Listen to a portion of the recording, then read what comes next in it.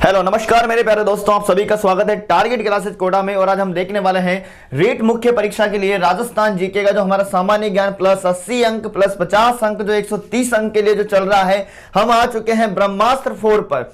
हर class महत्वपूर्ण होती है, इसके पहले 3 क्लास हो चुकी है जो कि शानदार है। हर एक क्वेश्चन बहुत ही महत्वपूर्ण रखा जाता है, इसके अंदर बड़े ध्यान से रखा जाता है आपके पेपर के दृष्टिकोण को देखते हुए। ठीक है, तो बढ़ते हैं पहले क्वेश्चन की ओर मेरे प्यारे दोस्तों। ये देखिएगा आपका पहला क्वेश्चन। देखो, इसमें राजस्थान की जीके के कला, संस्कृति, इतिहास, कल्चर, जो भी हमारे ज्योग्राफी, सारे पॉइंट इसके अंदर रखे जाते हैं आपके एग्जाम्स के अकॉर्डिंग्स। देखो, निम्न में से कौन सा सही सुमेलित नहीं है, आपको बताना है कि निम्न में से कौन सा यहां पर सही सुमेलित नहीं है, ये बताना है। देखो, ये ज्योग्राफी का क्वेश्चन है आपके सामने। आडावाला पर्वत बूंदी के अंदर, बिल्कुल सही बात है, सही सुमेलित है ये तो। ठीक है, भेराज एवं उदयनाथ की पहाड़ियां अलवर के अंदर, ये भी सही बात है। और उदयनाथ की पहाड़ियां थानागाजी अलवर से रूपा रेल नदी का उद्गम भी होता है। ठीक है ना। डोरा पर्वत बहुत ही महत्वपूर्ण है, डोरा पर्वत जालोर के अंदर है क्या, आपको बताना है। जसवंतपुरा की पहाड़ियां जालोर का ही हिस्सा है डोरा पर्वत। ठीक है। और ये देखो, बाबाई की पहाड़ियां बहुत महत्वपूर्ण है। कौन सी पहाड़ियां?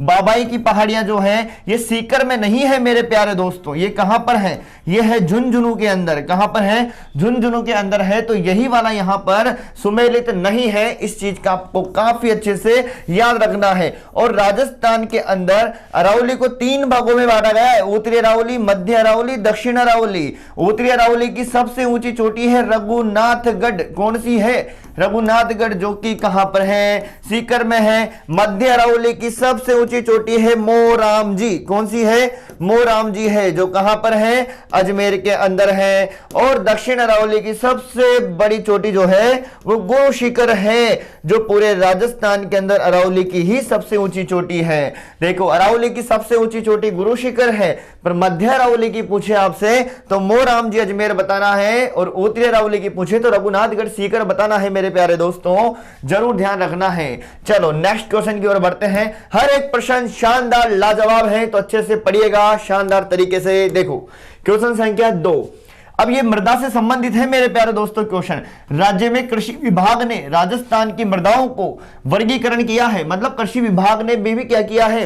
राजस्थान की मृदाओं का वर्गीकरण कर रखा है। उसके आधार पे ये दिखाया गया है यहां पर। देखो, राज्य में कृषि विभाग ने राजस्थान की मृदाओं का वर्गीकरण किया है, इसके अनुसार निम्न में से कौन सा सही नहीं है। मतलब यहां पे एक तरफ मृदा का नाम दे रखा है, उसके सामने जिले का नाम दे रखा है, और आपको यह बताना है कि कौन सा यहां पर सही नहीं है। और ये जो मृदा के प्रकार आए हैं ना मेरे प्यारे दोस्तों, ये आए हैं कृषि विभाग के आधार पर। ठीक है, जो उन्होंने बांट रखा है। अब मृदा सीधी आपसे वन लाइनर में भी पूछी जा सकती है कि जिप्सीफेरम मृदा का संबंध कहां से है। ठीक है ना। लाल लोमी मृदा का संबंध कहां से है? मोस्ट इंपोर्टेंट क्वेश्चन है ये वाला, ध्यान रखना बहुत ज्यादा।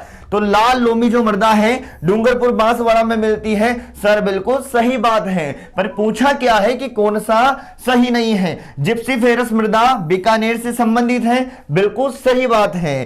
पर्वतीय मृदा उदयपुर एवं कोटा में है, यह भी बिल्कुल सत्य बात है। ठीक है ना, तुक्के नहीं लगा सकते आप यहां पर। ठीक है ना, पता होना चाहिए हमें आंसर। नवीन भूरी मृदा नागौर और टोक में नहीं है मेरे प्यारे दोस्तों। जो नवीन भूरी मृदा है ये अजमेर के अंदर है। कहां पर है?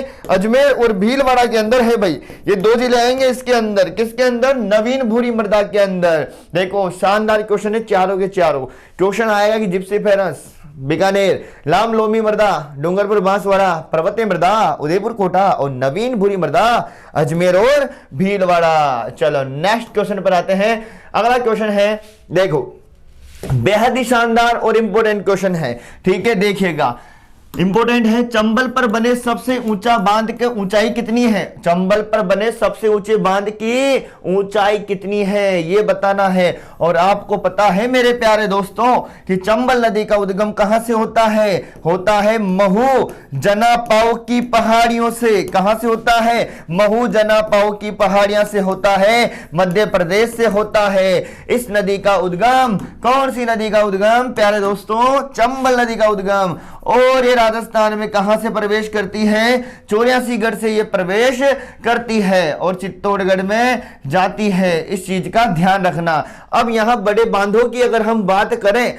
तो इस पर एक बड़ा जो बांध बना हुआ है वो मंदसौर मध्य प्रदेश के अंदर है। उस बांध का नाम है गांधी सागर बांध, जो कि चंबल नदी पर बने बांधों में सबसे ऊंचा बांध है। कौन सा है? गांधी सागर बांध है। इसकी ऊंचाई 22.17 मीटर है। किसकी? गांधी सागर की। तो राजस्थान में चंबल नदी पर बना सबसे ऊंचा जो बांध है वो गांधी सागर बांध है, और इसकी जो ऊंचाई है ये है कितनी? 62.17 मीटर है। कितनी है प्यारे दोस्तों? 62.17 मीटर। एक बहुत ही महत्वपूर्ण क्वेश्चन है, इस चीज का जरूर ध्यान रखना और सुनना मेरे प्यारे दोस्तों। क्या बात और पूछ लेता है वो आपसे। देखो मान लीजिए चंबल नदी की हम बात करें तो ये है मध्य प्रदेश और ये है राजस्थान। बड़े सुनिएगा ध्यान से, बहुत ही महत्वपूर्ण बात बताने जा रहा हूं। ये गांधी सागर हो गया, ये राणा प्रताप सागर हो गया, ये जवाहर सागर हो गया और ये कोटा बैराज हो गया। ध्यान रखना, ये कौन सा सागर? गांधी सागर, ये राणा प्रताप, ठीक है, ये जवाहर सागर और ये कोटा बैराज है, जिससे दाई नहर बाही नहर निकाली गई है सिंचाई के लिए। तो ये क्रम भी आपसे पूछा जा सकता है, इस चीज का आप जरूर ध्यान रखें। ऊंचाई पर बना बांध है ये वाला, ऊंचा मतलब ऊंचा बांध है। ध्यान रखना सबसे ज्यादा ऊंचाई है इसकी 62.17 मीटर। कहां पे? मध्य प्रदेश के अंदर और चंबल नदी पर है, ठीक है। उसके बाद हम बात करें राणा प्रताप सागर की ऊंचाई, तो यह है 53.8 मीटर ऊंचा है मेरे प्यारे दोस्तों। कौन सा? ये राणा प्रताप की है, ठीक है, ध्यान रखना। उसके बाद हम आगे बात करें तो जवाहर सागर की है 45 मीटर के लगभग, ठीक है, ये ध्यान रखना, ठीक है। सब बता दिया मैंने। आगे बढ़ते हैं अगले क्वेश्चन की तरफ। क्वेश्चन संख्या 4 देखो, क्वेश्चन संख्या 4 को सुनिएगा। राजस्थान में चंबल नदी, देखो कितना गजब का क्वेश्चन है। देखो राजस्थान में चंबल नदी में बाईं तरफ से मिलने वाली नदियां, मान लो महू जनापाऊ की पहाड़ियों से चंबल नदी निकली और फिर 84गढ़ चित्तौड़गढ़ से प्रवेश करते हुए इस तरह से कहां पे गई? यमुना में, ठीक है। अब आपको बताना है, अब इधर सुनिएगा मेरे प्यारे दोस्तों, इधर से जो नदियां आएगी मतलब कहां से आ रही है? बाईं ओर से आएगी। कहां से आएगी? बाईं ओर से। अगर इधर से नदियां जाएगी तो कहां से जाएगी? दाईं ओर से। कहां से जाएगी प्यारे दोस्तों? दाईं ओर से जाएगी। अब यहां क्वेश्चन देखो कि राजस्थान में चंबल में बाईं तरफ से मिलने वाली नदियों का सही युग्म कौन सा है? मतलब सारी सहायक नदियां यहां पर बाईं तरफ से कौन सी आ रही है ये बताना है। तो सुनना बात, बामनी नदी का उद्गम हरिपुरा गांव की पहाड़ियां चित्तौड़गढ़ से होता है, बाईं तरफ से आ गई, ठीक है। कौन सी नदी? बामनी नदी, ठीक है। उसके बाद बनास नदी की बात करें, खमनोर की पहाड़ियां राजसमंद से होता है, ये भी बाईं तरफ से हो गई। कुराल नदी भी बाईं तरफ से है और मेज नदी भी बाईं तरफ से है और चाकड़ नदी भी बाईं तरफ से है। तो सारा युग्म पहला ही सही है। बामनी नदी, बनास नदी, कुराल नदी, मेज नदी और चाकड़ नदी, ये सब कहां से आ रही है? बाईं तरफ से आ रही है। इस चीज का जरूर ध्यान रखें। और काली सिंध, पार्वती, कुन्नू और आलनिया, ये सब किधर से आ रही है? दाईं तरफ से। कहां से आ रही है? दाईं तरफ से। दोनों चीजें ध्यान रखना, पहला ऑप्शन बाईं तरफ को फॉलो करेगा, दूसरा वाला दाईं तरफ को। याद कर लेना अच्छी तरीके से और इसकी सहायक नदियां भी आपको याद हो जाएगी। फिर देखो आगे बढ़ते हैं। अगला क्वेश्चन है, निम्न में से कौन सी परियोजना झालावाड़ से संबंधित नहीं है? मतलब राजस्थान का जिला है कौन सा? झालावाड़। कौन सा जिला है प्यारे दोस्तों? झालावाड़ है, जहां से संबंधित कौन सी परियोजना नहीं है? गागरीन परियोजना तो संबंधित है और गागरोन का किला तो जलदुर्ग कहलाता है, आहू और काली सिंध के संगम पर बना हुआ है। पीपलाद परियोजना का संबंध भी झालावाड़ से ही है, ठीक है। छापी, चोली, इन परियोजनाओं का संबंध भी झालावाड़ से ही है। पर बेतली परियोजना का संबंध कहां से है प्यारे दोस्तों? 12 से है। कहां से है? 12 से है। चलो अगले क्वेश्चन की तरफ बढ़े, क्वेश्चन संख्या 6 की ओर देखिएगा।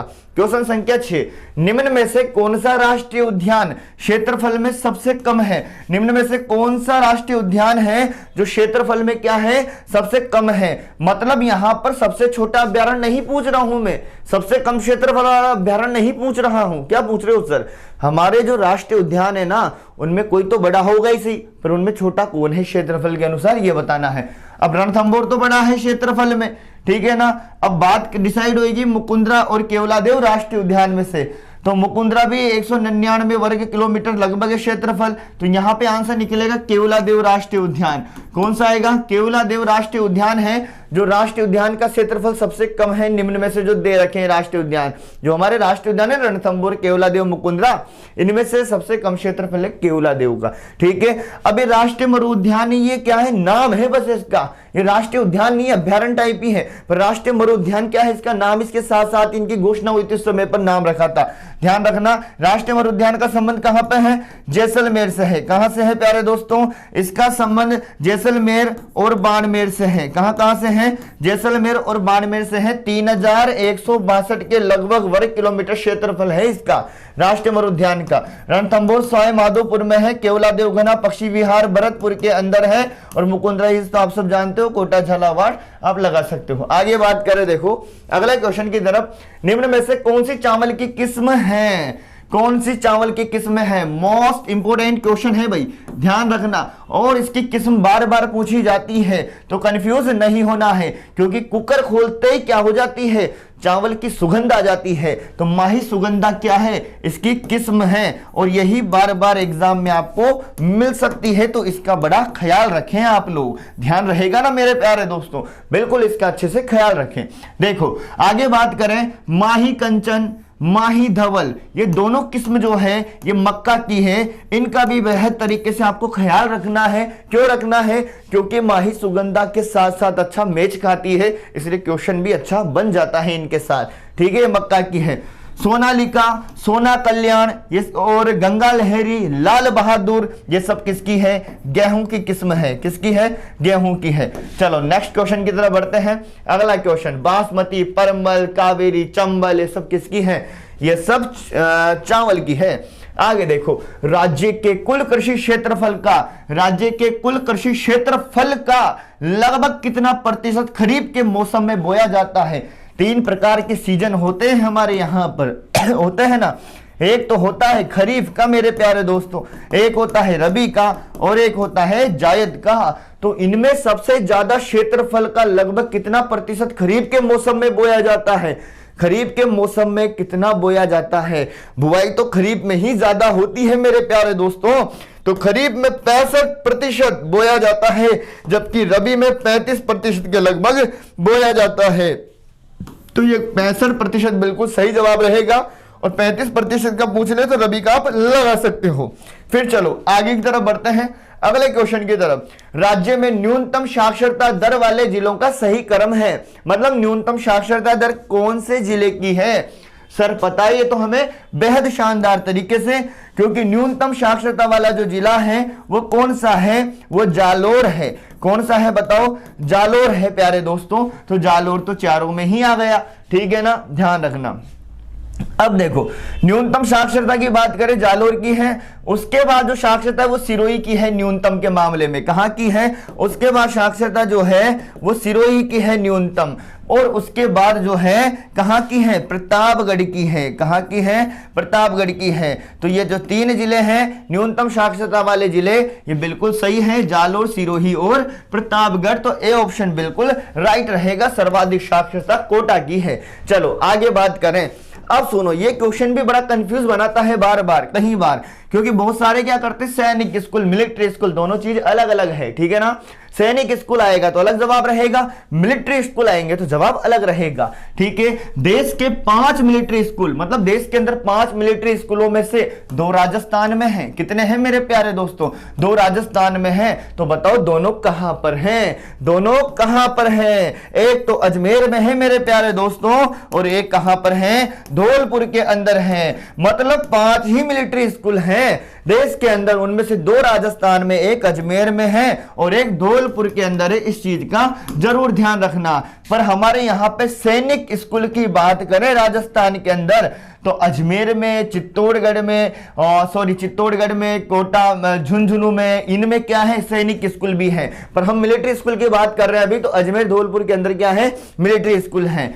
चलो आगे बात करें। फिर अगला क्वेश्चन देखिएगा, बहुत ही ज्यादा महत्वपूर्ण क्वेश्चन है, पेपर में छपने की अति संभावना रखता है, तो जरूर जरूर ध्यान रखिए इस क्वेश्चन का। ये डाटा आपको कठिन जरूर लग सकता है, पर एक बार रट लोगे तो यही बार बार काम आ सकता है आपके।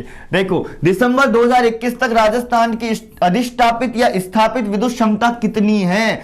2021 की पूछा है ना, कब की पूछा है? अरे दिसंबर 2021 राजस्थान की अधिष्ठापित विद्युत क्षमता पूछे तो ये पीछे वाले 2021 को टीप लेना मेरे प्यारे दोस्तों, ठीक है ना। मतलब कितना? 23,321 मेगावाट, ये ध्यान रखना। और 2021 के हिसाब से पूछते ही पीछे वाला 21 हमें टीप लेना है।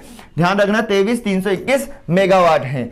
उसके बाद अगले क्वेश्चन की तरफ बढ़ते हैं, बेहद इंपॉर्टेंट डाटा था ये, जरूर जरूर याद कर लीजिएगा मेरे प्यारे दोस्तों, ठीक है ना। देखो अब आगे क्वेश्चन संख्या 12 को देखते हैं। राजस्थान इको टूरिज्म नीति जारी की गई, बहुत ही ज्यादा शानदार क्वेश्चन है, ठीक है। राजस्थान इको टूरिज्म नीति कब जारी की गई ये बताना है। दिसंबर 2020, 9 अगस्त 2020, नहीं, जुलाई 2021, बिल्कुल यस, ठीक है ना। जुलाई 2021 राजस्थान की इको टूरिज्म नीति जारी की गई थी जुलाई 2021 को। जुलाई 2021 को अच्छे से याद कर लीजिएगा, ठीक है ना, छपने लायक क्वेश्चन है। उसके बाद आगे बढ़ते हैं। देखो अगला क्वेश्चन राष्ट्रीय राजमार्ग, अगर आपको एक क्वेश्चन इजी लग रहे हैं ना, वो दोस्तों कोई बताता है ना सामने से तो बड़े इजी लगते हैं, हम तो पहले लगाने वाले रहते हैं, पर कोई हाँ मैं यही लगा रहा था, ठीक है ना। ऐसा नहीं है, जब एग्जाम में हम बैठे रहते हैं ऐसे ही क्वेश्चन होता है, 4 ऑप्शन हमारे सामने होता है, फिर पूरी जिम्मेदारी हमारे पास आ जाती है कि मुझे ही लगाना है, अब क्या लगाऊं इसके अंदर। बस उसी तरह से पेपर के हिसाब से ही सोच के सोल्व कीजिएगा क्वेश्चन को। देखो राष्ट्रीय राजमार्ग 44 राजस्थान के किस जिले से निकलता है। क्लास से आपको बेहद लाभ मिलेगा मेरे प्यारे दोस्तों जब भी आप एग्जाम में बैठोगे, ठीक है। राष्ट्रीय राजमार्ग 44 राजस्थान के किस जिले से गुजरता है यह बताना है। तो हम बात करें 44 की तो उत्तर से लेकर दक्षिण में भारत की तरफ निकल रहा है, पर राजस्थान के कौन से जिले से निकल रहा है, धौलपुर से निकल रहा है। कौन सा, NH 44, और राजस्थान के अंदर 28 किलोमीटर निकल रहा है। जरूर जरूर ध्यान रखना, छपता है क्वेश्चन, अच्छा है। चलो आगे बात करें, अगले क्वेश्चन की तरफ आते हैं। राजस्थान में प्रशासनिक दृष्टि से, किसकी दृष्टि से, प्रशासनिक दृष्टि से वनों को बांटा जाता है मेरे प्यारे दोस्तों, ठीक है ना, अलग अलग कैटेगरी में। राजस्थान में प्रशासनिक दृष्टि से सुरक्षित व संरक्षित वन सर्वाधिक किन जिलों में मिलते हैं। बात किसकी कह रहा है ये, बात कह रहा है क्वेश्चन कि सुरक्षित या फिर संरक्षित वन सर्वाधिक। भाई प्रशासनिक दृष्टि से संरक्षित, सुरक्षित, अवगीकृत, आरक्षित, इस कैटेगरी में वन बांटे गए हैं, पर उनमें सबसे ज्यादा जो वन है ना हमारे पास वो है सुरक्षित व संरक्षित कैटेगरी के। क्वेश्चन ऐसे भी आ सकता है कि राजस्थान में किस कैटेगरी के वन ज्यादा क्षेत्रफल में फैले, तो सुरक्षित संरक्षित, ठीक है। वन सर्वाधिक किन जिलों में है ये बताना है। अब हम बात करें, देखो यहां पर अगर बात करेंगे तो इधर देखिएगा एक जिला आता है, कौन सा, 12, कौन सा आता है, 12 आता है, और यहां पे आता है करौली, कौन सा जिला आता है, करौली। इन जिलों के अंदर मिलते हैं कौन से वन, इन जिलों में मिलते हैं सुरक्षित वन। कौन से वन, सुरक्षित वन, या फिर आप कह सकते हो कौन से वन, संरक्षित वन। कहां मिलेंगे, करौली और 12 के अंदर। तो ये वाला जिला बिल्कुल, ये वाला ऑप्शन बिल्कुल सही है, ठीक है।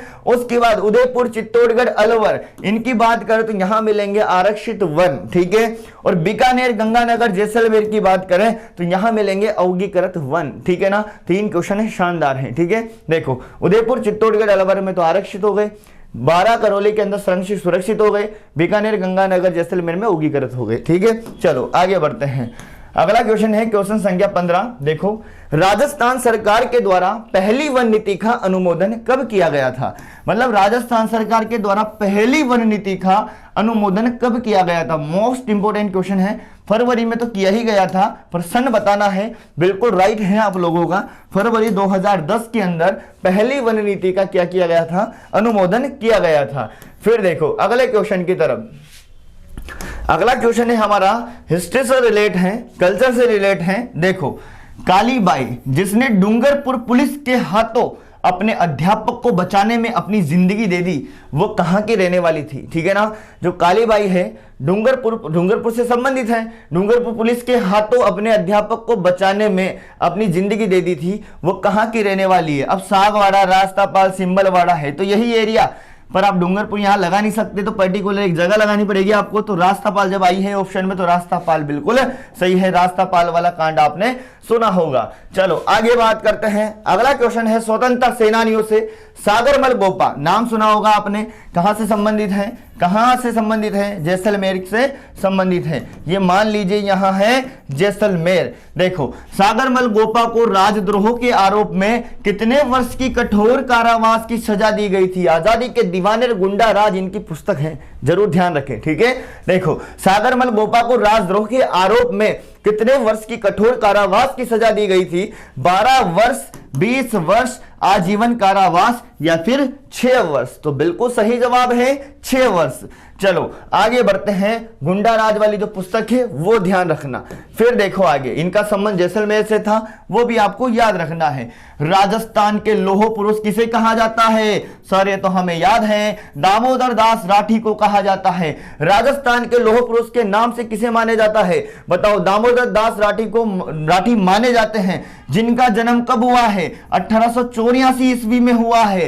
राजस्थान के किस स्थान पर हुआ है ये भी बता दीजिए मेरे प्यारे दोस्तों। देखो, राजस्थान का लौह पुरुष दामोदर दास राठी को माना जाता है, जिनका जन्म 1884 ईस्वी में हुआ है, पर राजस्थान के किस जिले में और किस जगह पर हुआ है ये आपको बताना है। ठीक है, मेड़ता नागौर में है पर जन्म नहीं हुआ यहां पर। ठीक है, पोखरण जैसलमेर में है पर जन्म हुआ है यहां पर। ठीक है, ओसिया जोधपुर में है, कुचामन नागौर में है। हम बात करें पोखरण जैसलमेर, इसका सही जवाब रहेगा, यहां पे इनका जन्म हुआ है। ओसिया जोधपुर को राजस्थान का भुवनेश्वर कहा जाता है। कुचामन एक खारे पानी की झील भी है। मेड़ता का नाम सुना होगा, अपने मीराबाई से संबंधित है। चलो आगे बात करें क्वेश्चन संख्या 19 की तरफ। देखो क्वेश्चन संख्या 19 को देखिएगा, बहुत ही महत्वपूर्ण है। देखो, राज्य की निष्ठुरता तथा जेल में अन्याय के खिलाफ भूख हड़ताल के कारण मारवाड़ लोक परिषद के किस नेता की मृत्यु 19 जून 1942 को हो गई थी? बहुत ही इंपॉर्टेंट क्वेश्चन है, याद रखना, अच्छे से समझ लेना है। राज्य की निष्ठुरता तथा जेल में अन्याय के खिलाफ भूख हड़ताल के कारण इस लाइन का याद रखना, मारवाड़ लोक परिषद के किस नेता की मृत्यु 19 जून 1942 को हो गई थी? भंवरलाल शर्मा, बाल मुकुंद बिस्सा, आनंद दास सुराणा या रणछोड़ दास गट्टानी? आपका ध्यान यहां तो नहीं जा रहा ना कहीं? अगर यहां ध्यान जा रहा है तो ये बिल्कुल गलत है। बाल मुकुंद बिस्सा बिल्कुल सही जवाब है मेरे प्यारे दोस्तों। ठीक है, चलो आगे बढ़ते हैं क्वेश्चन संख्या 20 की तरफ। देखो क्वेश्चन संख्या 20, निम्न में से कौन सा राजस्थानी आभूषण गले का नहीं है? ये बताना है, कौन सा आभूषण है जो गले का नहीं है? कौन सा आभूषण है जो गले का नहीं है? ध्यान रखना, तुलसी तो कहां का है? गले का ही है, सही है। उसके बाद आपसे पूछा जाए टुस्सी कहां का है? गले का ही है। फिर पूछा जाए आपसे कि बजंटी कहां का है? ठीक है ना, ये भी गले का ही है। पर आपसे पूछा जाए कि सुरलिया कहां का है, तो सुरलिया गले का नहीं है। अरे भाई, सुरलिया गले का नहीं है, सुन लिया ना अपने कान से, सुरलिया सुन लिया ना, सुन लिया ना, सुरलिया गले का नहीं, कान का है। कहां का है? कान का है। तुलसी, ठूसी और बजंटी ये सब कहां के हैं? हार रो, तिमणिया, मांदलिया, ये सब कहां के हैं? गले के हैं। चलो आगे बात करते हैं नेक्स्ट क्वेश्चन पर। क्वेश्चन संख्या 21। देखो क्वेश्चन संख्या 21 क्या कह रहा है? निम्न में से कौन सा सही विकल्प नहीं है ये बताना है आपको। ठीक है, अब सर यहां तो सभी क्वेश्चन ऐसे आ रहे हैं कि कौन सा विकल्प सही नहीं है, और हम तो सारे ही बढ़िया पढ़ के आए हैं, सही पढ़ के आए हैं, और यहाँ तो सही नहीं बताने हैं आपको। ठीक है ना, विकल्प नहीं है ये बताना है छांट के। देखो, राजस्थानी भाषा की उत्पत्ति शोरसेनी के गुर्जर अपभ्रंश से मानी जाती है, सही बात है। ठीक है ना, राजस्थानी भाषा की उत्पत्ति शोरसेनी के गुर्जर अपभ्रंश से मानी जाती है, सत्य बात है। वन लाइनर क्वेश्चन भी बन जाएंगे, ध्यान रखना। कुवले माला ग्रंथ है, बहुत इंपॉर्टेंट, उद्योतन सूरी का है। किसका है? उद्योतन सूरी का है। कुवले माला में वर्णित 18 देशी भाषाओं में मरु भाषा को भी शामिल किया गया है क्या? बिल्कुल सही बात है। कुवले माला में कितनी भाषा है ये भी क्वेश्चन आ जाता है। कितनी है? 18 देशी भाषा है। मरु भाषा को भी इसमें शामिल किया गया है। कुवले माला ग्रंथ के जो लेखक है यहाँ पर वो कौन आएंगे? उद्योतन सूरी आएंगे। ठीक है, ये बड़ा मोस्ट क्वेश्चन है। निमाड़ी व रागड़ी मेवाती बोली की विशेषता है। हाँ सर, ऐसा पढ़ा है हमने, पर ये गलत पढ़ा है आप लोगों ने। ठीक है, निमाड़ी और रागड़ी कहां की भाषा है? मालवी की। किसकी है? मालवी बोली की क्या है? विशेषता है। यहां पे मालवी आना चाहिए था, तो इसलिए ये सही विकल्प नहीं है। ठीक है, वागड़ी बोली सब जानते हो, भीलों की बोली कहा जाता है दक्षिणी राजस्थान के अंदर। चलो क्वेश्चन संख्या 22 की तरफ। निम्न में से कौन सा सही सुमेलित नहीं है? देखो अब वापस, कौन सा निम्न में से सुमेलित नहीं है? हमीर रासों के लेखक जोधराज हैं क्या? खमीर महक कावे, बड़े बड़े महक कावे, बड़े बड़े नयन, नयन चंद्र सूरी है क्या। छन हमीर हट, हट तो कौन चंद्रशेखर है क्या। हमीर मद मर्दन, हरिभद्र सूरी नहीं जी मेरे प्यारे दोस्तों, जय सिंह सूरी है। कौन है, जय सिंह सूरी है, हरिभद्र सूरी नहीं आएगा। तो ये वाला गलत हो जाएगा यहां से। हमीर आसो के लेखक जोधराज है, हमीर महाकाव्य के नयन चंद्र सूरी है, हमीर हट के चंद्रशेखर हैं, हमीर मदमर्दन के जय सिंह सूरी हैं। चलो अगले क्वेश्चन पे बढ़ते हैं। क्वेश्चन संख्या 23। बिल्कुल पॉइंट बिंदु से चल रहा हूं मेरे प्यारे दोस्तों, जिस तरह से आपका एग्जाम आता है उसी तरीके से हम चल रहे हैं, तो ध्यान रखना है, हर एक क्वेश्चन बहुत महत्वपूर्ण है। इसके पहले जो भी क्लास डली है और उसके बाद जो भी एग्जाम हुए हैं आप मिला लीजिएगा, कवर कर लीजिएगा। देखो मैं स्क्रीनशॉट ले लेके तो नहीं बताऊंगा ऐसे, पर आप खुद समझदार, पढ़ने वाला सब समझ जाता है कि किस तरह के क्वेश्चन हम पढ़ रहे हैं और क्या ये हमारे लिए लाभकारी है या नहीं है। ठीक है, निम्न में से कौन सा ग्रंथ कवि सूर्यमल मिश्रण का नहीं है। कौन सा ग्रंथ कवि सूर्यमल मिश्रण का नहीं है। बूंदी से संबंधित है ये और इनका बड़ा फेमस ग्रंथ है वंश भास्कर, पर ये तो ग्रंथ है, यहां तो नहीं बताना है ना मेरे प्यारे दोस्तों। ठीक है ना, वीर सतसई ये भी है सूर्यमल मिश्रण का। ठीक है, बुद्ध सिंह चरित्र ये भी है मेरे प्यारे दोस्तों। ठीक है ना, विरुद्ध छतहरी ध्यान रखना ये वाला नहीं है। इसमें महाराणा प्रताप की भी जानकारी है, उनसे संबंधित है विरुद्ध छतरी ग्रंथ। दुर्सा आड़ा का है, किसका है, तिरतार बावनी विरुद्ध छतरी दुर्सा आड़ा का है। इस चीज का ध्यान रखना। वंश भास्कर, वीर सतसई, बुद्ध सिंह चरित्र ये किसके हैं, ये सूर्यमल मिश्रण से संबंधित है। अगले क्वेश्चन पे आते हैं, क्वेश्चन संख्या 24। और सूर्यमल मिश्रण का संबंध बूंदी से है, इस चीज का भी आप काफी ध्यान रखें। देखो ये आपको बहुत ही महत्वपूर्ण क्वेश्चन है, सुना होगा आपने बार बार कि डॉक्टर गौरी शंकर हीराचंद ओझा के इतिहासकार के अनुसार ऐसा कहा गया, तो वही की बात हम कर रहे हैं। डॉक्टर गौरी शंकर हीराचंद ओझा बहुत इंपॉर्टेंट है, बार बार पढ़ते हो तो इनका जन्म भी आपको याद होना चाहिए मेरे प्यारे दोस्तों। ठीक है ना, क्वेश्चन कभी भी टपक सकता है, इस चीज का जरूर ध्यान रखें। 15 सितंबर 1863 ईस्वी को हुआ है। कब हुआ है, 15 सितंबर 1863 ईस्वी को हुआ है। सिरोही जिले में हुआ है। कहां पे हुआ है, सिरोही जिले में। पर सिरोही जिले के किस गांव में हुआ है ये बताना है। क्या रोहिड़ा गांव में हुआ है, या फिर गोडावन गांव में हुआ है, या फिर खेजड़ली गांव में हुआ है, या फिर कोई नहीं। सर ये तो सारे वो आ गए, रोहिड़ा तो हमारा राज्य पुष्प हो गया, गोडावन राज्य पक्षी, खेजड़ली राज्य वृक्ष हो गया। हम जवाब क्या लगाए, कोई नहीं भी तो है ना, वो भी लगा सकते हैं नहीं आने पर। ठीक है, पर नहीं लगाना है, सोचना है। सिरोही जिले का रोहिड़ा गांव है। कौन सा गांव है, रोहिड़ा गांव है। इंपॉर्टेंट हो सकता है आने वाले वक्त में। ठीक है, जरूर ध्यान रखें। फिर देखो अगले क्वेश्चन पर आते हैं।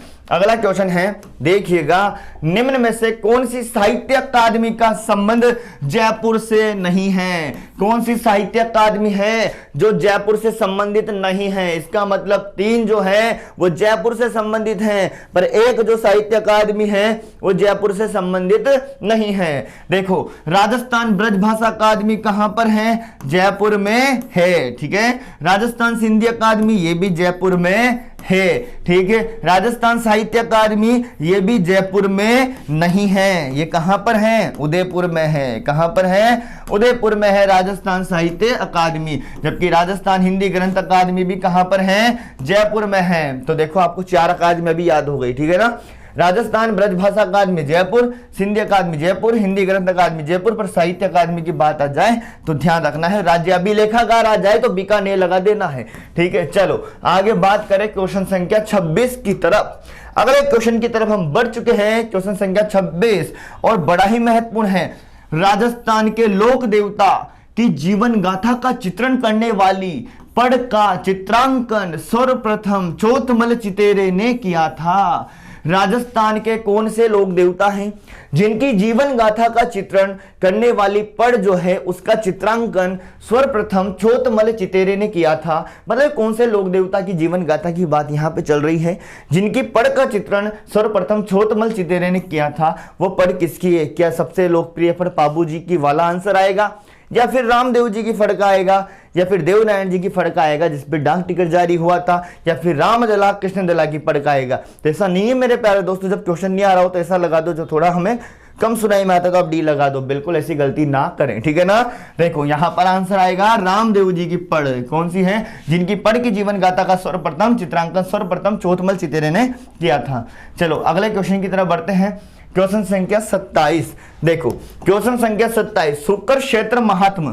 क्वेश्चन बात कर रहा है कि शुकर क्षेत्र महात्म और भ्रमर गीत सार चित्रित ग्रंथ हैं, ये प्रसिद्ध चित्रकार कौन है इसके, बताओ। शुकर क्षेत्र महात्म और भ्रमर गीत सार चित्रित ग्रंथ के प्रसिद्ध चित्रकार कौन हैं, तो इनके प्रसिद्ध चित्रकार की बात करें तो मेवाड़ शैली से संबंधित हैं। ये किससे संबंधित है, मेवाड़ शैली से संबंधित है। और ये किसके चित्र हैं, बहुत ही महत्वपूर्ण है, साहिब दीन। कौन है, साहिब दीन, और उनके चित्रित ग्रंथ हैं, इंपोर्टेंट हैं, ठीक है। जगन्नाथ की बात करें, ये भी इधर से, अमरचंद डालू, डालू की बात करें कोटा शैली से है, कहां से है, कोटा शैली से। पर हमारा इंपोर्टेंट ये, आप तो ये याद रखना साहिब दीन, जो यहां से आंसर निकल रहा है। क्वेश्चन संख्या 28 की तरफ आ जाए तो टोंक में प्रचलित संगीत दंगल लोक नाट्य है, मतलब टोंक का संबंध कौन से लोक नाट्य से, इनमें से डप्पाली ख्याल, तमाशा ख्याल, नौटंकी ख्याल या चार बेत ख्याल, तो ध्यान रखना चार बेत ख्याल इसका सही जवाब है। फिर देखो अगले क्वेश्चन की तरफ बढ़ते हैं। कामर जाति के लोग बजाते हैं, अब कामर जाति के लोग क्या बजाते हैं, देखो आज के क्वेश्चन आपको फैक्ट वाले भी दिख रहे होंगे, नहीं वाले भी दिख रहे हैं, पर सब क्वेश्चन बहुत महत्वपूर्ण है, ठीक है ना। देखो कामर जाति के लोग बजाते हैं, पर उससे थोड़ी मतलब है कि क्वेश्चन की साइज बड़ी होनी चाहिए छोटी होनी चाहिए, मतलब तो उससे कि हमें आना भी तो चाहिए ना, ठीक है ना। बड़े छोटे होने से क्वेश्चन से फर्क नहीं पड़ेगा, आपको फैक्ट इंपोर्टेंट होना चाहिए, वो हमें आना चाहिए, ठीक है। कामर जाति अगर हमको नहीं आ रहा है तो छोटे में भी क्वेश्चन फिट किया जा सकता है, और हमें आ रहा हो तो बहुत बड़े के साथ भी उसके साथ खेल खेला जा सकता है क्वेश्चन के साथ। कामर जाति के लोग बजाते हैं, क्या बजाते हैं, सुरिंदा, गुजरी, दुका, कोई तंदूरा, ये बताना है। कामर जाति की महिलाएं तेरह ताली नृत्य, बाबा राम लोक देवता, सुना होगा आपने, बाबा रामदेव जी लोक देवता से, ठीक है, संबंधित हैं। तंदूरा की बात करें, तंदूरा इसका सही जवाब आएगा। कामर जाति के लोग जो बजाते हैं वो बजाते हैं तंदूरा, ठीक है, निम्न में से। अगला क्वेश्चन भी बहुत महत्वपूर्ण है आपका, निम्न में से कौन सा सुशिर वाद्य यंत्र नहीं है, निम्न में से कौन सा सुशिर वाद्य यंत्र नहीं है, अच्छे से पढ़ना है।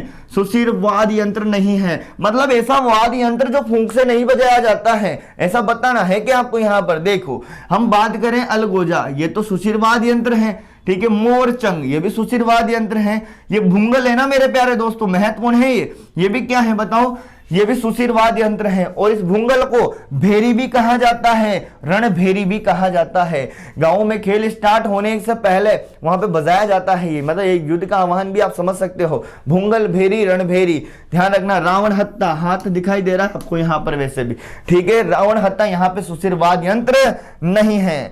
चलो आगे बात करें अगले क्वेश्चन की तरफ। ट्रेंच कमीशन संबंधित है। अब आपसे पूछा गया, मान लीजिए कि ट्रेंच कमीशन संबंधित है। अब मैं मानता हूं इस बात को आपको आता है अच्छे से, इजी भी लग रहा है हमें, पर हम कंफ्यूज कहाँ होते हैं, भिजोलिया लगाऊं या बेगू लगाऊं, बहुत सारे बूंदी भी हो सकते हैं, ठीक है। भिजोलिया लगाऊं या बूंदी लगाऊं या फिर बेगू लगाऊं, यही तो कंफ्यूज मिटाने हैं हमें, और क्या करना है, ठीक है ना। यही बार बार आते हैं और हम फिर भी गलत करके आ जाते हैं, तो सारा खेल तो कंफ्यूज और आपकी रिवाइज की कमी का ही है बस, ठीक है। देखो ट्रेंच कमीशन संबंधित है। अब अलवर तो आप सबसे पहले डिलीट कर दोगे, बहुत सारे होशियार बच्चे बूंदी भी कर देते हैं, पर बहुत सारे इन दोनों में ही बी सी में कर जाते हैं गड़बड़, ठीक है। तो बैगो किसान आंदोलन इसका सही जवाब है, ध्यान रखें, थोड़ा पहले से क्लियर रखें ताकि वहां गलत ना हो। 50-50 वाला गेम रखोगे तो फिर आर या पार ही होता है, देखो, ठीक है ना। और संभावना यही रहती है, आर के पार तो कम लगते हैं, आर ही रह जाते हैं। आगे बात करें क्वेश्चन संख्या 32 की तरफ, तो देखो जुलाई 1921 में, कब की बात है, जुलाई 1921 में मोतीलाल तेजावत, नाम सुना होगा आपने, ठीक है। जुलाई 1921 में है ना आंदोलन चलाया था इन्होंने। जुलाई 1921 में मोतीलाल तेजावत ने भील आंदोलन कहां से आरंभ किया था। अब उदयपुर की तरफ से किया तो था, पर झाड़ोल से किया या कोटड़ा से किया या गोगुंदा से किया या खेरवाड़ा से किया, ये बताना है। जुलाई 1921 में मोतीलाल तेजावत ने भील आंदोलन कहां से आरंभ किया था, तो हम बात करें कोटड़ा, गोगुंदा, खेरवाड़ा से नहीं किया है, झाड़ोल से किया है, जो भी उदयपुर से है, ठीक है। आगे बात करें अगले क्वेश्चन की तरफ, क्वेश्चन संख्या 33। देखो भाई, निम्न में से किस नेता का संबंध धौलपुर प्रजामंडल से नहीं है, निम्न में से किस नेता का संबंध धौलपुर प्रजामंडल से नहीं है, ये बताना है। क्या कृष्णदत्त पालीवाल का संबंध धौलपुर से है क्या, बिल्कुल सही है। श्री ज्वाला प्रसाद जिज्ञासु का भी धौलपुर से है क्या? बिल्कुल सही है। ठीक है, श्री मूलचंद का संबंध भी धौलपुर प्रजामंडल से है क्या?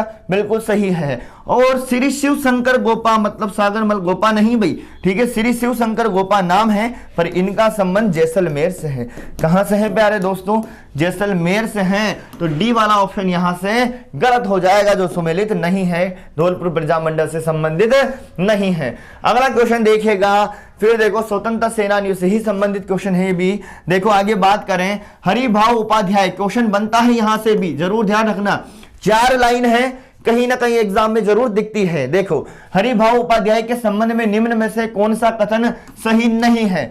अबे देखो, इसके मतलब से आपको 4 क्वेश्चन करवा दिए जाएंगे। देखो यहां पर, ये अजमेर मेरवाड़ा के मुख्यमंत्री रहे, बिल्कुल सही बात है क्या? हरिभाव उपाध्याय रहे हैं क्या? बताओ। हाँ सर रहे हैं, आपने राइट लगा दिया ना इधर। देखो, इनका वास्तविक नाम बद्रीनाथ था क्या? हाँ बिल्कुल, इनका वास्तविक नाम क्या था? बद्रीनाथ था। ठीक है, क्वेश्चन आ जाए, मान लो कि कौन से स्वतंत्रता सेनानी जिनका वास्तविक नाम बद्रीनाथ था। कितना इजी क्वेश्चन है, गलत किया जा सकता है। हरिभाव उपाध्याय, ध्यान रखना 1927 ईस्वी में इन्होंने हटुंडी में, ये इंपोर्टेंट है भाई, है ना, कहां पर? हटुंडी में। 1927 ईस्वी में इन्होंने हटुंडी में महिला आश्रम, है ना, महिला शिक्षा सदन की स्थापना करी थी। बहुत ही इंपॉर्टेंट लाइन है और यह भी बिल्कुल सही है। यहां पर 1927 ईस्वी में इन्होंने हटुंडी में महिला शिक्षा सदन की स्थापना करी, किन्होंने?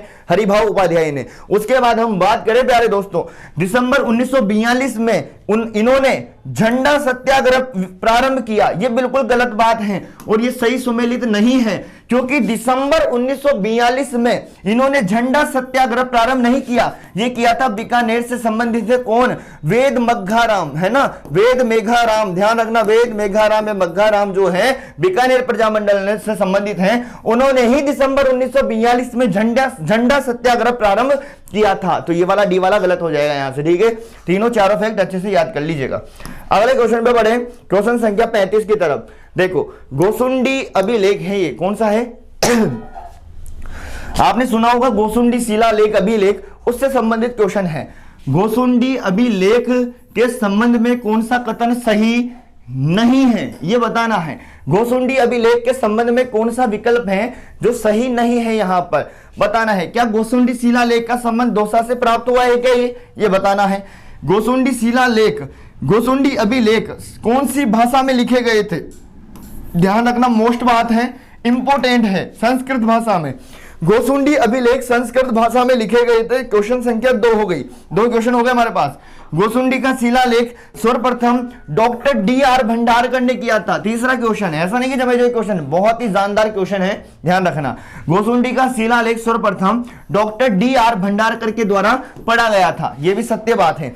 गोसुंडी का शिलालेख सर्वप्रथम किसके द्वारा पढ़ा गया था? Doctor DR. भंडारकर के द्वारा। ठीक है, राजस्थान में वैष्णव या भागवत संप्रदाय से संबंधित सर्वाधिक प्राचीन अभिलेख कौन सा है? गोसुंडी अभिलेख है। अगला क्वेश्चन देखो आप ये, ठीक है, राजस्थान में वैष्णव या भागवत संप्रदाय से संबंधित सर्वाधिक प्राचीन जो अभिलेख है वो भी गोसुंडी अभिलेख है, और ये इनका संबंध जो है चित्तौड़ से है। कहां से है बताओ?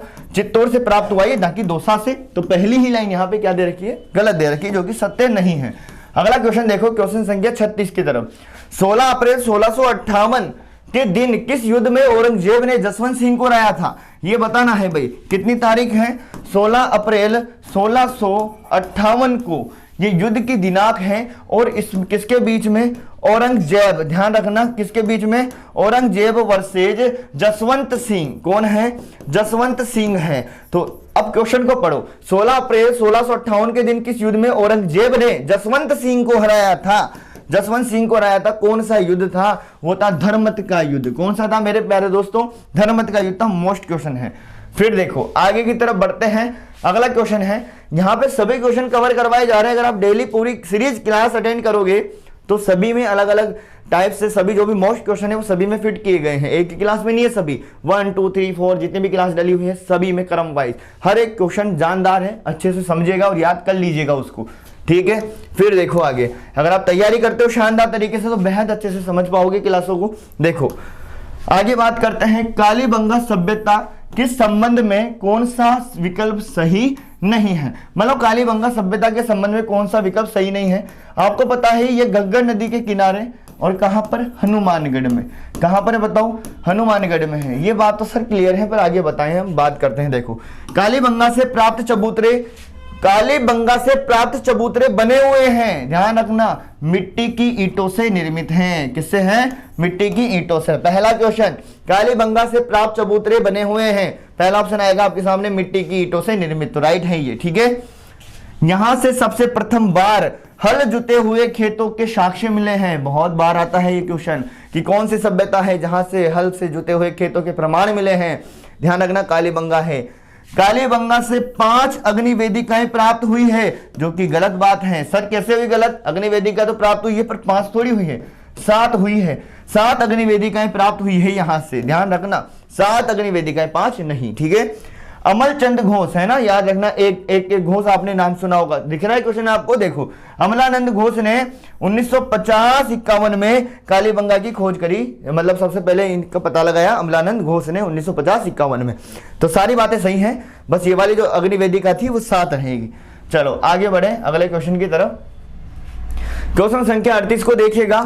क्वेश्चन संख्या 38 भी आपका सभ्यता से है। 2 मुंह का चूल्हा, कितने मुंह का, 2 मुंडे का चूल्हा, ठीक है ना, 2 मुंह का चूल्हा और बहुत प्रकार के बर्तनों के साथ सिलबट्टा निम्न में से किस सभ्यता, किस स्थान की खुदाई से मिले। आया हुआ क्वेश्चन है ये, ध्यान रखना। देखो, 2 मुंहों का चूल्हा और बहुत प्रकार के बर्तनों के साथ सिलबट्टा निम्न में से किस स्थान की खुदाई से मिला है, तो ये ध्यान रखना, कालीबंगा से नहीं, बागोर से नहीं, आहड़ से है, ध्यान रखना, ठीक है। गणेश्वर से भी नहीं। गणेश्वर सभ्यता कहां पर है, सीकर में है। कौन सी नदी, कांतली नदी संबंधित है, ठीक है। बागोर सभ्यता कहां पे है, कोठारी नदी से संबंधित है। और कहां पे है, मांडलगढ़ भीलवाड़ा से है। कहां से है, मांडलगढ़ भीलवाड़ा से। कालीबंगा गग्गर नदी से संबंधित है और कहां पे है, हनुमानगढ़ में है। फिर देखो आगे की बात करें, आहड़ सभ्यता की बात करें। अब आहड़ को देखो धूलकोट भी कहते हैं, क्या कहते हैं, आहड़ को धूलकोट कहते हैं। यही मोस्ट बात जान लीजिए आप, तो इसको आहट, आघाटपुर, इन आदि नामों से जाना जाता है। तो मोस्ट क्वेश्चन है इसका धूलकोट वाला, ध्यान रखना। क्वेश्चन संख्या 39 की अगर बात करें, देखो, घटियाला प्राकृत अभिलेख किस शासक से संबंधित है। मोस्ट इंपोर्टेंट क्वेश्चन है भाई, ठीक है ना। घटियाला प्राकृत अभिलेख किस शासक से संबंधित है, प्रतिहार कक्कुक या फिर प्रतिहार दत्त या प्रतिहार वत्सराज या प्रतिहार नागभट्ट, ये बताना है आपको। प्रतिहार कक्कुक आएगा या प्रतिहार वत्सराज आएगा या प्रतिहार नागभट्ट आएगा। तो मुझे कमेंट में जवाब करके जरूर बताना कि इसमें से आंसर क्या आएगा। मुझे तो पता है आंसर, पर एक क्वेश्चन आपके लिए भी तो होना चाहिए ताकि आप भी स्टडी करो। पर ध्यान रखना, चूकना मत, मोस्ट क्वेश्चन ऐसे मत लेना इसको लिखे में, ठीक है ना। याद कर लेना, नहीं तो नंबर कटा देगा एग्जाम में, ठीक है। देखो आएगा, आने वाले टाइम पे रिवाइज होगा ये क्वेश्चन, ठीक है, आ चुका है वैसे ही। देखो, घटियाला प्राकृत अभिलेख किस शासक से संबंधित है, प्रतिहार कक्कुक लगाओगे या फिर वत्सराज लगाओगे, दो तो मैंने बता दी, इसमें से है आंसर, अब आपको बताना है, ठीक है। देखो अब आगे बात करते हैं अगले क्वेश्चन की तरफ। ये क्वेश्चन आपके लिए था भाई, ठीक है, ये भाई मोस्ट क्वेश्चन है। क्वेश्चन संख्या 40। देखो, जोधपुर के किले में पुस्तक प्रकाश पुस्तकालय है ना, पुस्तक प्रकाश पुस्तकालय की स्थापना किसने करी है। वैसे इसका नाम मान प्रकाश पुस्तकालय ऐसे है, पर वैसे तो फिर आप मान सिंह लगा ही लेते, तो इसलिए वहां पे नहीं दिया गया ऐसा। जोधपुर के किले में पुस्तक प्रकाश पुस्तकालय की स्थापना की गई है, जो मान सिंह ने करी थी, ठीक है। अब देखो, हमने आपको जो क्वेश्चन करवाए हैं 40 क्वेश्चन हमने करवाए हैं, जिसके जो अंक हैं वो है 80 अंक, और आपके और भी क्वेश्चन है 50 क्वेश्चन, और उसके जो अंक रहेंगे आपके वो रहेंगे 25 अंक, जिसके अंदर राजस्थान की राज्य व्यवस्था भी संबंधित है, जो मैं बीच में वीडियो डाल रहा हूं, देख सकते हो। उसके बाद में यहाँ पे राजस्थान के प्रतीक चिन्ह वगैरह ऐसे हैं। तो ध्यान रखना, बड़ा वेटेज 80 नंबर, अच्छे से दोनों का भी ध्यान रखना, इन दोनों का ख्याल रखना अच्छे से, क्योंकि पूरे नंबर खींचने का प्रयास करना। देखो आसान है नंबर लेना, बस थोड़ा स्टडी और दिमाग से थोड़ा स्मार्ट से कीजिएगा, अच्छे से नंबर प्राप्त कर सकते हो, ठीक है। धन्यवाद। क्लास बिल्कुल भी आपका टाइम खराब नहीं करेगी, आपको हर पल ये आप कुछ ना कुछ सिखा के जाएगी क्लास आपको, और कहीं ना कहीं नंबर इंक्रीज कराएगी आपका, ठीक है। धन्यवाद मेरे प्यारे दोस्तों।